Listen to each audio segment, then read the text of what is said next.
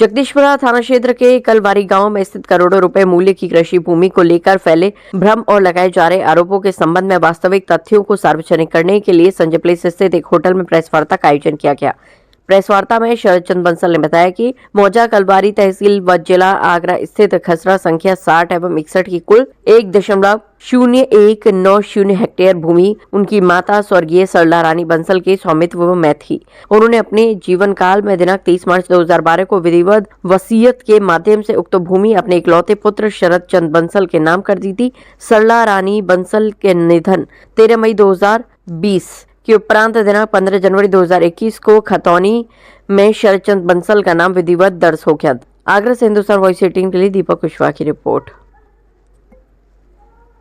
ये पहली बात तो पूरी जो कहानी है फर्जी है पूरी। हमारा रिकॉर्ड सब पक्का है, ईमानदारी से हमारा काम है सारा।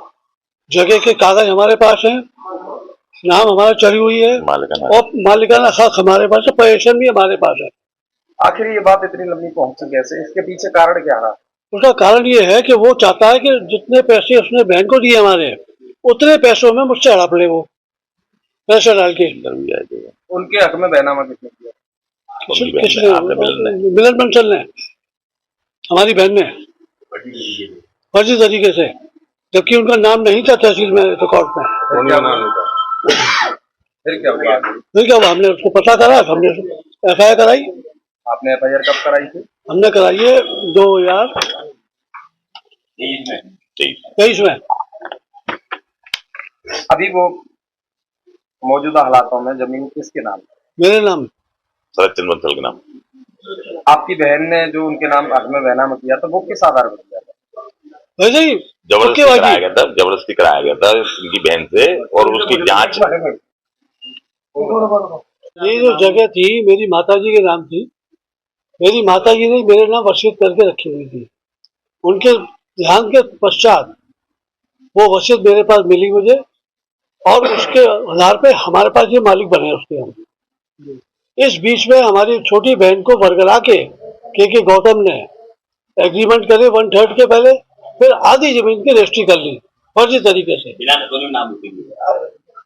मेरा खतौनी के नाम पे, जिसकी हमने शिकायत करी DM को, कमिश्नर पुलिस, सब जगह हमने शिकायत करी।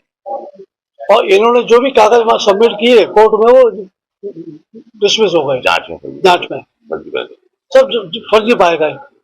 ये कसमान गौतम और शशिकांत गौतम अब से नहीं, पिछले कई वर्षों से यही माफिया आए करते चले आए हैं। इनका काम ये है कि किसी को फंसा लो और जमीन उनके औने पौने में ले लें। जैसे शरद जी की बहन से लिखवा लिया, जब इनकी जानकारी में आई तो DM थे PN सिंह, उनके यहाँ एक कंप्लेंट डाली गई, इस तरीके से फर्जी कराया गया। DM ने अपने स्तर से 2 अधिकारियों से जांच कराने और एक आदेश किया है। उसमें उन्होंने साफ लिखा है ये भूमाफिया है, इस तरीके न इनकी बहन को अधिकार करने का न किसी और को है। उसके पश्चात इन्होंने इनकी बहन से 1/3 के एग्रीमेंट कराने के बाद 1/2 के बेनामे करा दिया। बेनामा करा करके गलत तथ्यों के आधार पर सिंगल पार्टी अपने दाखिला खारिज करा लिया।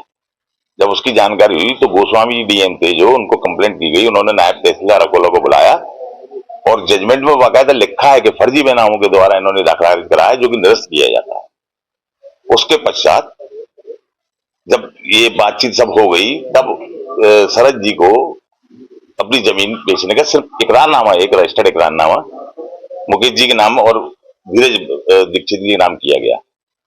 उस इकरारनामे के बिहाफ पे ये एक फर्जी 156(3) ले आए, जबकि 2022 में भी 156(3) करी थी इन्होंने। तो कोर्ट ने सिविल का मैटर कहते हुए उसे कैंसिल कर दिया था,